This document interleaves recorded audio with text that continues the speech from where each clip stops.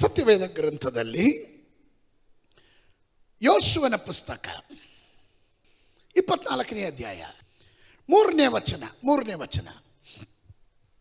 ನಾನು ನಿಮ್ಮ ಪಿತೃವಾದ ಅಬ್ರಾಮನನ್ನು ಅಲ್ಲಿಂದ ಕರೆತಂದು ಕನಾನ್ ದೇಶದಲ್ಲಿ ಸಂಚಾರ ಮಾಡಿಸಿ ಈಸಾಕನೆಂಬ ಮಗನನ್ನು ಕೊಟ್ಟು ಅವನ ಸಂತಾನವನ್ನು ಹೆಚ್ಚಿಸಿದನು. ಈಸಾಕನೆಂಬ ಮಗನನ್ನು ಕೊಟ್ಟು ಅವನ ಸಂತಾನವನ್ನು ಹೆಚ್ಚಿಸಿದನು. ಸೈತಾನನ ಉದ್ದೇಶ ನಿನಗೆ ಇಲ್ಲದೆ ಇರುವುದನ್ನು ಹೆಚ್ಚಾಗಿ, ನಿನಗಿಲ್ಲದೆ ಇರುವುದನ್ನೇ ಬೊಟ್ಟು ಮಾಡುತ್ತಾ ಅವನು ನಿನ್ನನ್ನು ವಿನಾಕಾರಣವಾಗಿ ನಿರಾಶೆಗೆ ದೊಬ್ತಾ ಇರ್ತಾನೆ. ಅದು ಅವನ ಉದ್ದೇಶವಾಗಿದೆ. ಚೆನ್ನಾಗಿ ಅರ್ಥ ಮಾಡ್ಕೊಳ್ರಿ. ನಿನಗೆ ಉಳ್ಳದರ ಕುರಿತು, ನಿನ್ನಲ್ಲಿ ಇರುವುದರ ಕುರಿತು ಅವನ ಅರಿವು ಹುಟ್ಟಿಸದೆ, ಯಾವುದು ಇಲ್ಲವೋ ಅದರ ಕುರಿತು ಹೆಚ್ಚಿನ ಲಕ್ಷ್ಯವನ್ನು ನೀನು ಕೊಡತಕ್ಕಂತೆ ನಿನ್ನಲ್ಲಿ ಮಾಡಿ ನಿನ್ನನ್ನು ನಿರಾಶೆಗೆ ದೊಬ್ಬೋದು ಅವನ ಉದ್ದೇಶವಾಗಿರುತ್ತೆ. ಆಮೇಲೆ 2 ಕಾರಣ, ನೀನಾಗಿ ನಿರಾಶೆಗೆ ಹೋಗೋದ್ರಿಂದ ದೇವರು ನಿನಗಾಗಿ ಸಿದ್ಧ ಮಾಡಿರೋದನ್ನು ನೀನು ನೆನೆಸಲೂಬಾರ್ದು ಮತ್ತು ಅದರ ಕುರಿತು ದೃಷ್ಟಿಸಲೂಬಾರ್ದು, ಅದರ ಬಗ್ಗೆ ಮಾತಾಡೋಕ್ಕೂ ಇಲ್ಲ. ಆ ರೀತಿ ಮಾಡಿ ದೇವರು ಮಾಡಲಿಕ್ಕೆ ಹೋಗುವಂಥ ಉಪಕಾರಗಳನ್ನು ಮರೆಮಾಚೋದು ದುಷ್ಟನ ಪ್ಲಾನ್ ಆಗಿರುತ್ತೆ. ಆಮೇಲೆ ದೇವರು ಅಬ್ರಾಮನಿಗೆ ಈಸಾಕನೆಂಬ ಒಬ್ಬ ಮಗನಿಂದ ಅವನ ಸಂತತಿಯನ್ನು ಹೆಚ್ಚಿಸಿದನು. ಸ್ತೋತ್ರ. ಒಬ್ಬ ಇಸ್ಮಾಯಿಲ್ನಿಂದ ಅಲ್ಲ, ಈಸಾಕನಿಂದ. ಅದರ ಅರ್ಥ ಬಹಳ ದೊಡ್ಡದಾಗಿದೆ. ಇವತ್ತು ಏನು ಇಲ್ಲದೆ ಇದ್ದಾಗ ದೇವರು ಏನು ಇಲ್ಲದಿದ್ದರೂ ಸರಿ ಆ ಕೃಪೆ ಎನ್ನುವುದು ನಮಗೆ ಕೊಟ್ಟಿದ್ದರಿಂದ ಆ ಕೃಪೆ ನಮ್ಮನ್ನು ಇಷ್ಟು ದೊಡ್ಡ ಜನಾಂಗವಾಗಿ ಬೆಳೆಸಲಿಕ್ಕೆ ಸಾಧ್ಯವಾಯಿತು. You have money but you say I don't have. ನಿಮಗೆ ಕೃಪೆ ಇದೆ, ತಾಲಂತ್ ಇದೆ, ವರ ಇದೆ, ದೇವರ ಅಭಿಷೇಕ ಇದೆ. ಇರೋದನ್ನ ನಿಮ್ಮ ಅರಿವಿಗೆ ತರದಂತೆ, ಇಲ್ಲ ಎಂದು ಎಣಿಸತಕ್ಕಂತೆ. ಕೆಲವರ ಸ್ವಭಾವ ನೋಡ್ರಿ. ನಾನು ಯಾವಾಗಲೂ ಕನ್ಸಿಡರ್ ಮಾಡೋದು ಯಾವ ಗೊತ್ತಾ? ನಾನು ಯಾವಾಗಲೂ ನನ್ನನ್ನೇ ನಾನು ಬಲಪಡಿಸೋದು ಯಾವ ರೀತಿ ಗೊತ್ತಾ? ನನಗಿಂತ ದೀನಾವಸ್ಥೆಯಲ್ಲಿ ಬಿದ್ದಿರೋರು, ಬಡತನದಲ್ಲಿ ಬಿದ್ದಿರೋರು, ಹೊಟ್ಟೆಗಿಟ್ಟಿಲ್ದ್ರೆ ಬಿದ್ದಿರೋರು, ತಲೆಗೊಂದು ಸೂರಿಲ್ಲದೆ ಬಿದ್ದಿರೋರು, ಚಳಿ ಗಾಳಿಯಲ್ಲಿ ಒಂದು ರವಿಕೆ ಇಲ್ಲದೆ ಅಥವಾ ಒಂದು ರಕ್ಕಿಲ್ಲದೆ ಮಲಗಿರುವವರು, ಇವರು ನೋಡುವಾಗ ದೇವರೇ ನೀನು ನನ್ನನ್ನು ಎಷ್ಟು ಉನ್ನತವಾಗಿ ಆಶೀರ್ವಾದ ಮಾಡಿದೀಯಪ್ಪ, ಆಟೋಮೆಟಿಕ್ ಆಗಿ ಸ್ತೋತ್ರ ಬರುತ್ತಲ್ಲ. ದ ಪ್ರಾಬ್ಲಮ್, ಇವತ್ತಿನ ತೊಂದರೆ ಏನಂದ್ರೆ ನಮಗೆಲ್ಲ ಇದೆ, ನಾವು ನೋಡೋದು ಯಾರನ್ನ ಗೊತ್ತಾ? ಮೋಸ ಮಾಡಿ ವಂಚನೆ ಮಾಡಿ ದೊಡ್ಡವನ್ನ ಅನಿಸ್ಕೊಂಡು ದೊಡ್ಡಸ್ತಿಕೆಯಲ್ಲಿ ಮೆರಿತಾ ಇರ್ತಾನಲ್ಲ, ಅವನು ನೋಡ್ಬಿಟ್ಟು ಏನಿದ್ರೆ ಏನಂತೆ ನೋಡು, ಅವನ ಥರ ಆಗ್ಲಿಲ್ವಲ್ಲ ನಾವು. ದಿಸ್ ಈಸ್ ವಾಟ್ ಸೈತಾನನ ತಂತ್ರ ಇದೆ.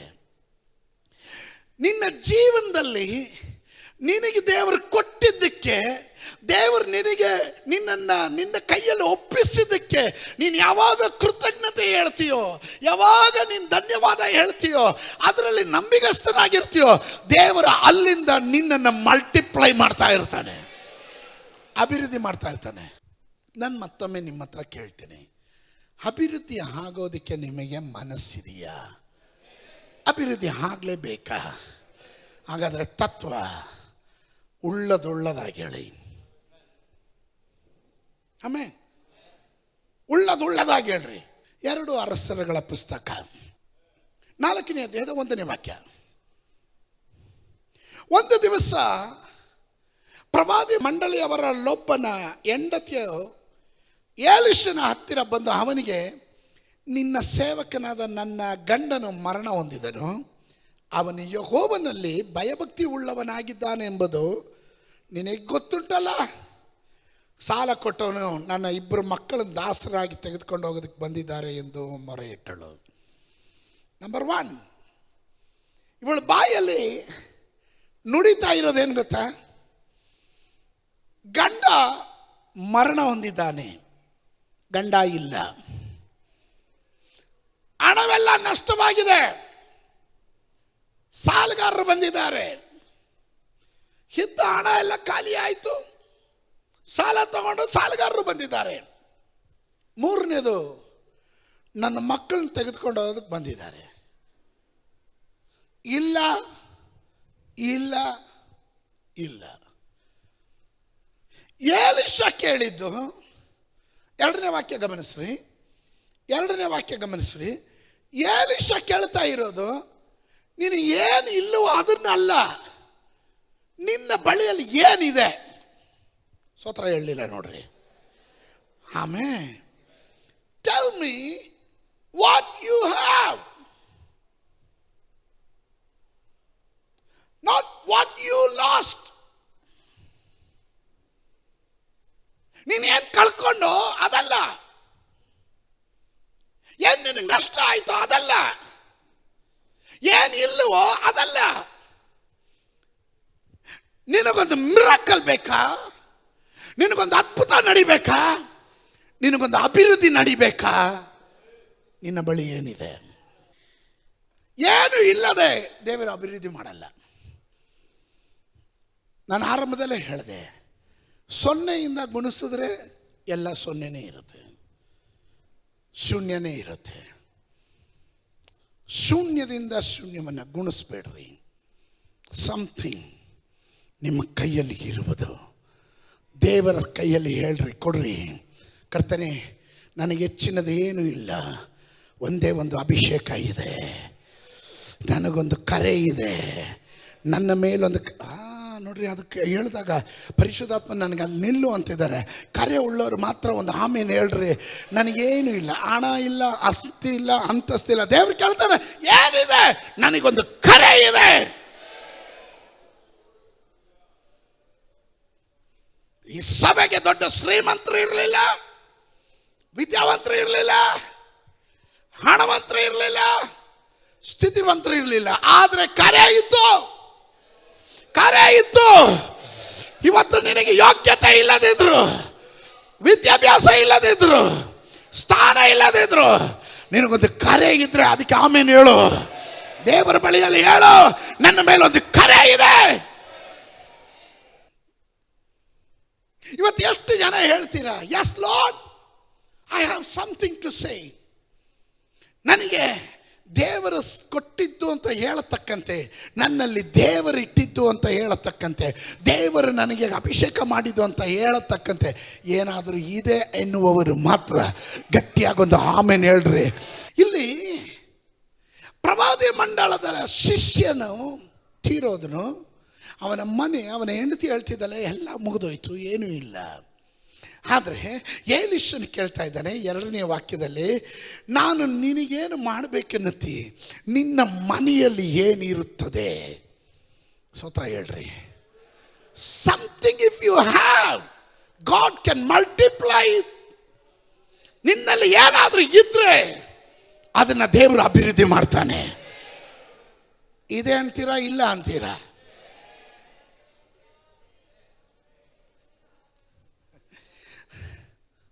ಸ್ತೋತ್ರ ಸ್ತೋತ್ರ ಸ್ತೋತ್ರ. ಏನಿದೆ? ಅವಳು ಹೇಳಿದ್ಲು, ಒಂದು ಮೊಗೆ ಎಣ್ಣೆ ಹೊರತಾಗಿ ಏನೂ ಇಲ್ಲ ಎಂದು ಉತ್ತರ ಕೊಟ್ಟಳು. ಒಂದು ಮೊಗೆ ಎಣ್ಣೆ. ಇವತ್ತಾಗ್ಲತ್ತಿನಲ್ಲಿ ಎಷ್ಟು ಜನ ಹೇಳ್ತೀರಾ, ನನ್ನ ಮನೆಯಲ್ಲಿ ಹಣ ಇಲ್ಲದೆ ಇರ್ಬೋದು, ದೊಡ್ಡ ಸುಖದ ಸುಪ್ಪತ್ತಿಗೆ ಇಲ್ಲದೆ ಇರ್ಬೋದು, ಆದರೆ ಅಭಿಷೇಕ ತೈಲ ಇದೆ ಅನ್ನೋರು. Let me ask once again, ನನಗೇನಿಲ್ಲದಿದ್ದರೂ ನನ್ನ ಬಾಯಲ್ಲಿ ಸ್ತೋತ್ರ ಇರುತ್ತೆ. ನನ್ನ ಹೃದಯ ಪೂರ್ತಿಯಾಗಿ ನನ್ನ ಅಪ್ಪನನ್ನು ಆರಾಧನೆ ಮಾಡೋ ಮನಸ್ಸಿರುತ್ತೆ. ದೇವರ ರಾಜ್ಯಕ್ಕಾಗಿ ಕೊಡೋದಕ್ಕೆ ನನ್ನ ಕೈಯಲ್ಲಿ ಏನಾದರೂ ಇರುತ್ತೆ ಎನ್ನುವವರು ಮಾತ್ರ ಒಂದು ಆಮೇಲೆ ಹೇಳ್ರೆ. ಹಲ್ಲೆಲೂಯ. ಇದೆ ಅನ್ನುವವನನ್ನ ದೇವರ ಅಭಿವೃದ್ಧಿ ಮಾಡೋದು. That's what I always tell.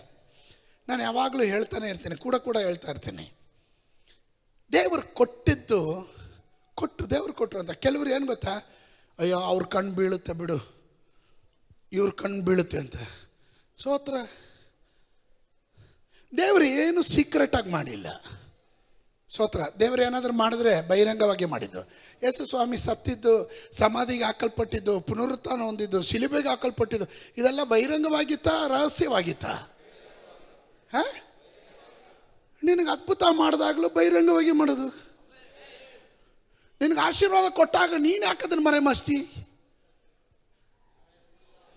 ಸೈತಾನನಿಗೆ ಗೊತ್ತು ನಿನಗಾಗಿ ದೇವರು ಇನ್ನೂ ಸಿದ್ಧ ಮಾಡಿರೋದು ನೀನು ಕಾಣಬಾರ್ದು. ಅದಕ್ಕೆ ಇದರಲ್ಲೇ ನೀನನ್ನು ಹಂಗೆ ಅದು ಬಿಡಬೇಕು.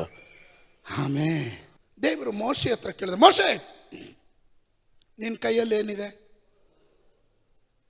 ಒಣಗಾಗಿರೋ ಕೋಲು. ಏನು ಪ್ರಯೋಜನ ಇದು?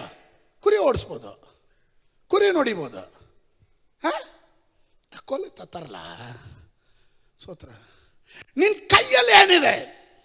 ಮಲ್ಟಿಪ್ಲಿಕೇಶನ್ ಆಗೋದು, ಅಭಿವೃದ್ಧಿ ಆಗೋದು ನಿನ್ನ ಕೈಯಲ್ಲಿರೋದು ನೀನು ಕೊಡೋದಕ್ಕೆ ಸಿದ್ಧನಾದಾಗಲೇ.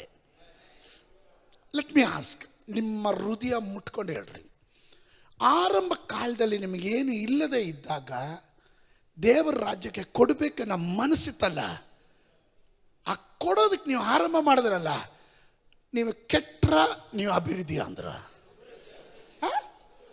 ರಿಯಲ್ ಹೇಳ್ರಿ, ನಿಜ ಹೇಳ್ರಿ. ಈಗ ನೀವು ಬೇಕಾದ್ರೆ ಕೊಡಬೇಡ್ರಿ, ಈಗ ಹಿಡಿದು ನೋಡ್ರಿ, ಕೊಡಬೇಡ್ರಿ. ನಾನೇ ಹೇಳ್ತಾ ಇದ್ದೀನಿ ರೀ, ಹಿಡಿದು ನೋಡ್ರಿ, ನಿಮ್ಗೆ ಅಭಿವೃದ್ಧಿ ಆಗುತ್ತಾ ಇಲ್ವಾ ಅಂತ ನಾನು ಚಾಲೆಂಜ್ ಮಾಡ್ತೀನಿ. ಬರೆದಿಟ್ಕೊಳ್ರಿ, ಆಗಲ್ಲ. Is it right? ನಿನ್ನ ಕೈಯಲ್ಲಿ ಏನಿದೆ? ಒಂದು ಮೊಗೆ ಎಣ್ಣೆ ತತ್ತಾಯ್ತಾ? ಆ ಮೊಗೆ ಎಣ್ಣೆ, ಒಂದು ಮೊಗೆ ಎಣ್ಣೆ ಖಾಲಿ ಪಾತ್ರೆಗಳನ್ನೆಲ್ಲ ತುಂಬುತ್ತೆ, ಸಾಲ ತೀರುತ್ತೆ, ನಿನ್ನ ಮಕ್ಕಳು ಸುಭಿಕ್ಷೆಯಲ್ಲಿ ಬದುಕಬಹುದು. Come on somebody shout hallelujah. ನಾನು ಕೊಡೋದು ಒಂದು ಮೊಗೆ, ನನ್ನ ಕೈಯಲ್ಲಿರೋದೊಂದು ಚಿಕ್ಕ ಮೊಗೆ ಎಣ್ಣೆ. ಆದರೆ ನಾನು ಇದು ದೇವರ ನಾಮಕ್ಕಾಗಿ, ದೇವರ ರಾಜ್ಯಕ್ಕಾಗಿ ಬಿಟ್ಟು ಕೊಡುವಾಗ ನನ್ನ ವಿಷಯ ಮಾತ್ರ ಅಲ್ಲ, ನನ್ನ ಸಾಲ ತೀರುತ್ತೆ, ನನ್ನ ಮಕ್ಕಳ ಭವಿಷ್ಯಕ್ಕೆ ಬೇಕಾದದ್ದು, ನನ್ನ ಆತ್ಮಿಕಕ್ಕೆ ಬೇಕಾದದ್ದು, ನನ್ನ ಶರೀರಕ್ಕೆ ಬೇಕಾದದ್ದು, ನನ್ನ ತಲೆಮಾರಿಗೆ ಬೇಕಾದದ್ದು ಎಲ್ಲವನ್ನ ಒದಗಿಸೋದಿಕ್ಕೆ, ಅಭಿವೃದ್ಧಿ ಮಾಡೋದಿಕ್ಕೆ ನನ್ನಪ್ಪ ಯೇಸುವಿಗೆ ಸಾಧ್ಯ ಎನ್ನೋರು ಮಾತ್ರ.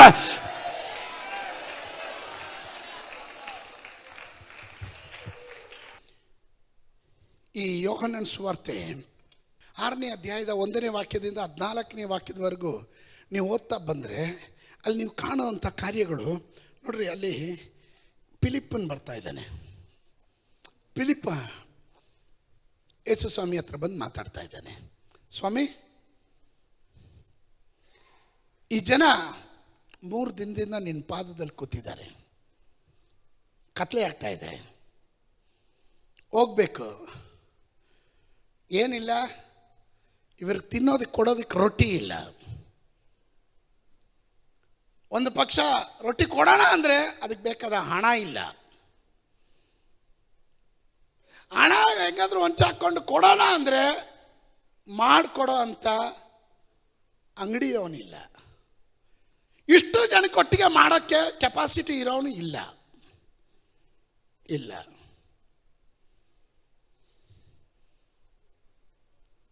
ದಿನದ ಬೆಳಕು ಮುಳುಗ್ತಾ ಇದೆ,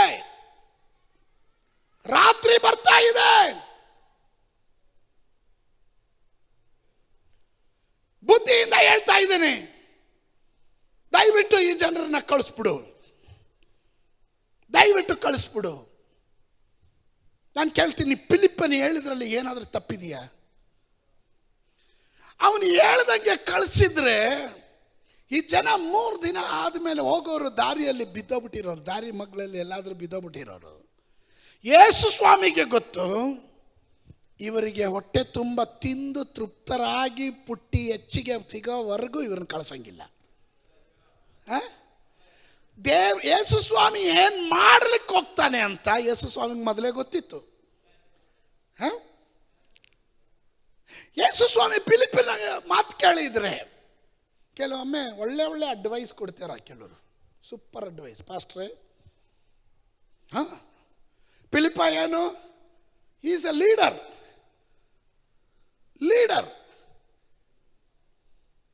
ಅವನೇನು ಸಾಧಾರಣವಾದವನಲ್ಲ, ಆಲೋಚನೆ ಹೇಳ್ತಾ ಇದ್ದಾನೆ. ಅವನು ಜನರ ಬಗ್ಗೆ ಕಾಳಜಿ ಇರೋ ಅವನು.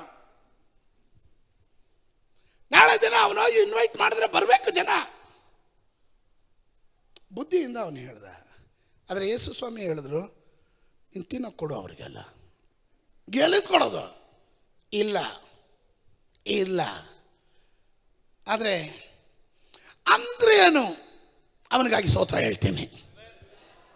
ಸಭೆಗೆ ಬೇಕಾಗಿರೋದು ಬುದ್ಧಿವಂತರಾಗಿರೋ ಫಿಲಿಪ್ಪನಲ್ಲ, ಇಲ್ಲ ಅನ್ನೋ ಫಿಲಿಪ್ಪನಲ್ಲ, ಸಮಥಿಂಗ್ ಇಸ್ ದೇರ್ ಎನ್ನುವಂಥ ಅಂದ್ರಿಯನ ಆಗಿರೋರು ಬೇಕು. ಅವನು ಹೇಳ್ದ, ಸ್ವಾಮಿ ಇಲ್ಲೊಬ್ಬ ಬಾಲಕನಿದ್ದಾನೆ, ಅವನ ಕೈಯಲ್ಲಿ 5 ಜವೆ ಗೋಧಿ ರೊಟ್ಟಿ ಇದೆ. ಜವೆ ಗೋಧಿ ಆ ಕಾಲದಲ್ಲಿ ಬಡವರು ತಿನ್ನೋದು ಜವೆ ಗೋಧಿ. ಸ್ತೋತ್ರ. ಗೋಧಿ ಶ್ರೀಮಂತರು ತಿನ್ನೋದು, ಜವೆ ಗೋಧಿ ಬಡವರು ತಿನ್ನೋದು. ನಿನ್ನ ಬುದ್ಧಿ ಮಂಡಳ ಇದೆಯಲ್ಲ, ಸಮ್ಟೈಮ್ಸ್ ನಿನ್ನ ಮಲ್ಟಿಪ್ಲಿಕೇಶನ್, ನಿನ್ನ ಅಭಿವೃದ್ಧಿಯನ್ನ ಬಂದ್ ಮಾಡುತ್ತೆ. ಅಂದ್ರೆ ಏನು ಯೋಚನೆ ಮಾಡಲಿಲ್ಲ. ಸ್ವಾಮಿ ಇಲ್ಲೊಬ್ಬ ಬಾಲಕನಿದ್ದಾನೆ, ಅವನ ಕೈಯಲ್ಲಿ 5 ಜವೆ ರೊಟ್ಟಿ 2 ಮೀನಿದೆ. ಯೇಸು ಸ್ವಾಮಿ ಹೇಳಿದ್ರು, ಸಾಕು ತಗೊಂಬ. ಅದು 3 ದಿನ ಆಯಿತು, ಪರವಾಗಿಲ್ಲ ತಗೊಂಬ, ನಿನ್ನ ಕೈಯಲ್ಲಿ ಏನಿದೆಯೋ ತಗೊಂಬ. ಯೇಸು ಸ್ವಾಮಿ ಅದನ್ನು ಕೈಗೆ ಹಿಡ್ದನು, ಸ್ತೋತ್ರ ಹೇಳಿದನು. ನೀನು ಕೊಡೋವರೆಗೂ ಮಲ್ಟಿಪ್ಲಿಕೇಶನ್ ಆಗೋದಿಲ್ಲ, ನೀನು ಕೈ ಚಾಚೋವರೆಗೂ ನಿನ್ನ ಅಭಿವೃದ್ಧಿ ನಿನಗೆ ಅಡ್ಡಿ ಆಗಿರುತ್ತೆ. ಯೇಸುವಿಗೆ ಬೇಕಾಗಿರೋದು ನಿನ್ನ ಮೂಲಕ. ನಾನು ಓದಿದಂಥ ವಾಕ್ಯ ಮರಿಬಾರ್ದು. ಒಬ್ಬ ಈಸಾಕನ ಮೂಲಕ ದೇವರು ಬಹು ಸಂತತಿಯನ್ನ ಅವನಿಂದ ಹೊರಗಡೆ ತಂದನು. ನೀನು ಕೊಡುವಂತ 5 ರೊಟ್ಟಿ 2 ಮೀನು 5,000 ಪುರುಷರು ಮಾತ್ರವಲ್ಲ, ಅಲ್ಲಿ ಹೆಂಗಸರು ಇದ್ರು, ಮಕ್ಕಳು ಇದ್ರು, ಎಲ್ಲರೂ ತಿಂದ್ರು, ತೃಪ್ತರಾದ್ರು. 12 ಪುಟ್ಟಿಗಳು ಮಿಕ್ಕಿದವು. ಹೇಗೆ ನಡೀತು? ನಿನ್ನ ಕೈಯಲ್ಲಿದ್ದು ಅಲ್ಪ, ಅದು ಕೊಡೋದಕ್ಕೆ ನೀನು ಮಾಡಿದ ಮನಸ್ಸು. ಆಮೇಲೆ ಎಷ್ಟು ಜನ ಹೇಳ್ತೀರ ಕರ್ನಾಟಕದಲ್ಲಿ ಕನ್ನಡದ ಸೇವೆ ಬೆಳಿಬೇಕು ಅಂದರೆ? ನಾನು ಒಂದು ಹೇಳ್ತೀನಿ, ಕನ್ನಡದ ಜನ ದೇವರ ರಾಜ್ಯಕ್ಕಾಗಿ ಬಿತ್ತೋದಕ್ಕೆ ತಯಾರಾಗ್ರಿ, ಬರ್ಲಿಕ್ಕಿರುವಂತ ಉಜ್ಜೀವನಕ್ಕೆ ಸಿದ್ಧರಾಗ್ರಿ. 1906ರಲ್ಲಿ ನಡೆದ ಉಜ್ಜೀವನ ಮತ್ತೆ ಮರುಕಳಿಸ್ತಾ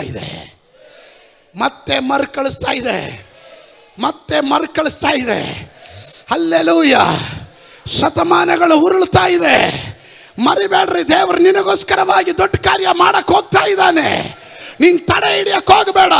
ನಿನ್ನ ಕೈಯಲ್ಲಿರುವಂಥದ್ದು ಏನು? ಆ ಕೃಪಾವರ ಆಗಿರ್ಬೋದು, ಆ ಸೇವೆ ಆಗಿರ್ಬೋದು, ಹಣ ಆಗಿರ್ಬೋದು, ಸ್ವಭಾವವಾಗಿರ್ಬೋದು, ಸುವಾರ್ತೆ ಆಗಿರ್ಬೋದು, ಪ್ರಾರ್ಥನೆ ಆಗಿರ್ಬೋದು, ಹಿಡಿಬೇಡ.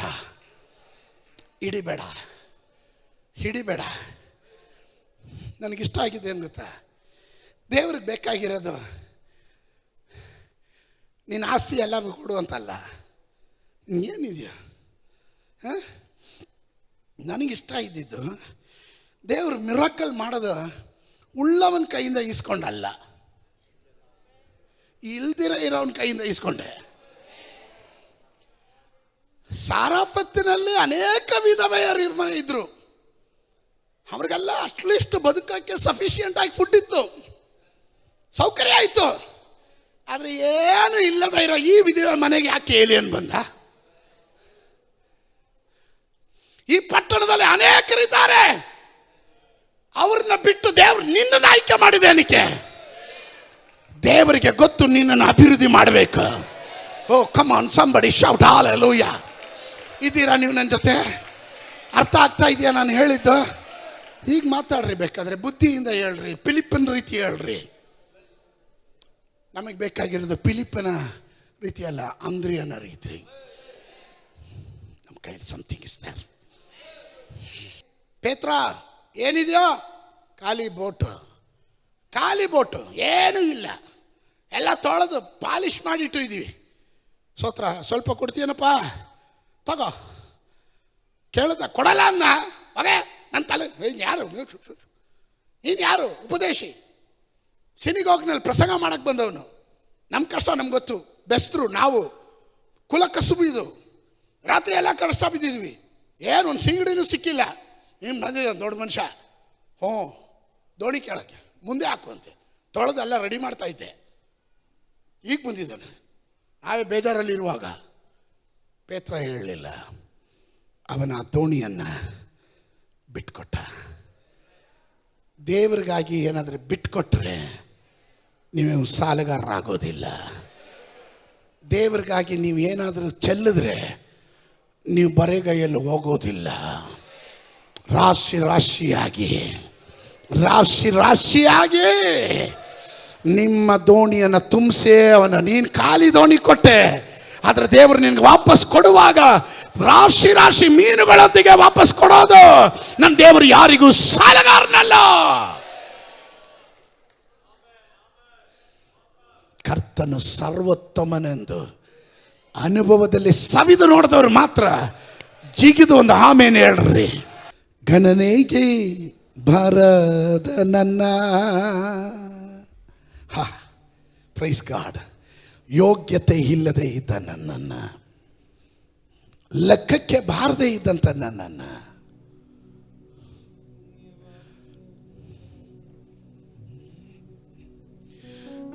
ಶೂನ್ಯವಾಗಿದ್ದ ನನ್ನ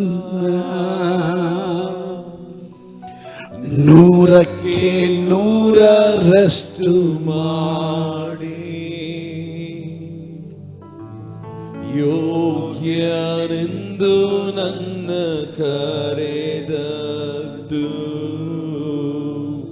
ನಿನ್ನ ಕೃಪೆಯಲ್ಲವೇ. ಎಷ್ಟು ಜನ ಹೇಳ್ತೀರಾ? ಗಣನೆಗೆ ಬಾರದಂತ ನನ್ನ ಗಣನೆಯ ಮಾಡಿದ್ದು ನಿನ್ ಕೃಪೆಯೇ. ಗಣನೆಗೆ ಬಾರದಂತ ನನ್ನ ಗಣನೆಯ ಮಾಡಿದ್ದು ನಿನ್. ಕೈಗಳನ್ನು ಮೇಲಕ್ಕೆತ್ತೆ, ಹೃದಯದ ಆಳದಿಂದ ಕೃಪೆಯೇ ಕೃಪೆಯೇ ಕೃಪೆಯೇ ಯೇಸು ಅಪ್ಪ, ಎಲ್ಲ ನಿನ್ನ ಕೃಪೆಯೇ ಕೃಪೆಯೇ ಕೃಪೆಯೇ ಕೃಪೆಯೇ ಕೃಪೆಯೇ ಯೇಸು ಅಪ್ಪ, ಎಲ್ಲ ನಿನ್ನ ಕೃಪೆಯೇ ಕೃಪೆಯೇ ಕೃಪೆಯೇ ಕೃಪೆಯೇ ಯೇಸು ಅಪ್ಪ, ಎಲ್ಲ ನಿನ್ನ ಕೃಪೆಯೇ. ನನ್ನ ಜೀವನ ಸಾಗುತ್ತಿರುವುದು ನನ್ನ ಬಲದಿಂದಲ್ಲ, ನಾ ಮಣ್ಣಲ್ಲಿರದೆ ಉಸಿರಾಡುವುದು ನನ್ನ ಸಾಮರ್ಥ್ಯದಿಂದ. ಎಷ್ಟು ಜನ ಹೃದಯದ ಆಳದಿಂದ ಹೇಳ್ತೀರಾ? ನನ್ನ ಸಭೆಯು ಸಾಗುತ್ತಿರುವುದು ನನ್ನ ಬಲವಿಂದಲ್ಲ. ನಾ ಮಣ್ಣಲ್ಲಿರದೆ ಇವತ್ತು ಉಸಿರಾಡುವುದು ನನ್ನ ಸಾಮರ್ಥ್ಯವಿಂದಲ್ಲ.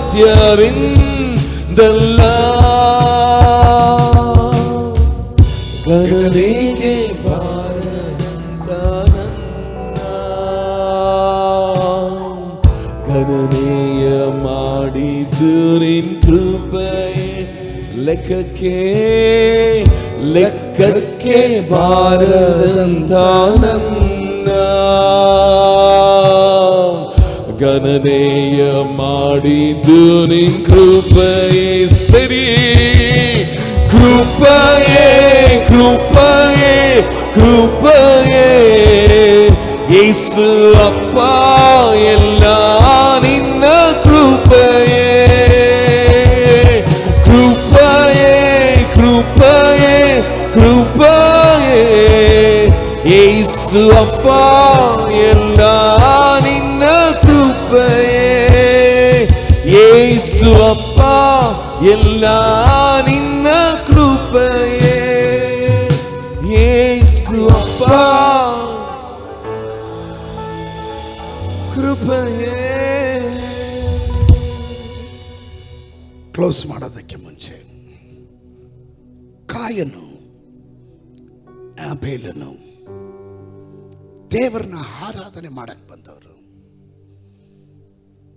ಬಟ್ ಒಬ್ಬ ಹಿಡಿದ, ಇನ್ನೊಬ್ಬ ಬಿಟ್ಟ. ದವಸ ಧಾನ್ಯಗಳು ಜೀವ ಇಲ್ಲದೆ ಇರುವುದನ್ನು ಅರ್ಪಿಸ್ದ ಕಾಯನು. ಆದರೆ ದೇವರಿಗಿಷ್ಟ ಇಲ್ಲದೆ ಇರುವುದಕ್ಕಿಂತ ದೇವರಿಗಿಷ್ಟ ಪಡುವಂಥದ್ದು, ದೇವರಿಗಿಷ್ಟ ಇಲ್ಲದೆ ಇರೋದು 10 ಕಾರ್ಯ ಮಾಡೋದಕ್ಕಿಂತ ದೇವರಿಗಿಷ್ಟ ಉಳ್ಳ ಒಂದು ಕಾರ್ಯ ಮಾಡಿದ್ರೆ ಅದೇ ದೊಡ್ಡ ಕಾರ್ಯ. ಅವನಿಗೆ ಗೊತ್ತಾಯ್ತು, ನನ್ನ ದೇವರಿಗಿಷ್ಟ ಉಳ್ಳದು ಜೀವ ಉಳ್ಳ ಆರಾಧನೆ. ಎಷ್ಟು ಜನ ಹೇಳ್ತೀರಾ ಸಣ್ಣದಾಗ್ಲಿ ಕಾಯನು ಕಾಣಿಕೆ ತಂದ, ಹ್ಯಾಬೆಲ್ನು ತಂದ. ಒಬ್ಬನ ಕಾಣಿಕೆಯನ್ನು ದೇವರು ಮೆಚ್ಚಲಿಲ್ಲ.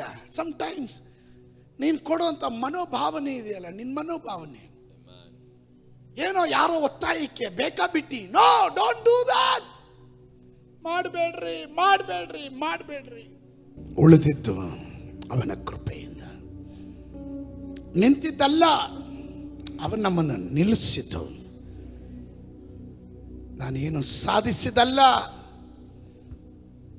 ಅವನ ಮೂಲಕ ಏನಾದರೂ ಉಂಟಾಗಿದ್ರೆ ಅದು ಮಾತ್ರ. ಯಾವುದಕ್ಕೂ ನಾವು ಅಪಾತ್ರನು. ಎಲ್ಲ ದೇವರ ದಯೆ, ದೇವರ ಕರುಣೆ ಮಾತ್ರ. ನೀನು ಅಹಂಕಾರಿಗಳನ್ನ ವಿರೋಧಿಸ್ತೀಯ, ದೀನರಿಗೆ ಮಹಾಕೃಪೆ ತೋರಿಸ್ತೀಯ. ಆ ಮಹಾಕೃಪೆ ನಾವು ಕೇಳ್ತೇವೆ. ಇಲ್ಲಿವರೆಗೂ ನಮ್ಮನ್ನು ಸನ್ಮಾನಿಸ್ತೇವೆ. ವಂದನೆ ಯೇಸುವೆ.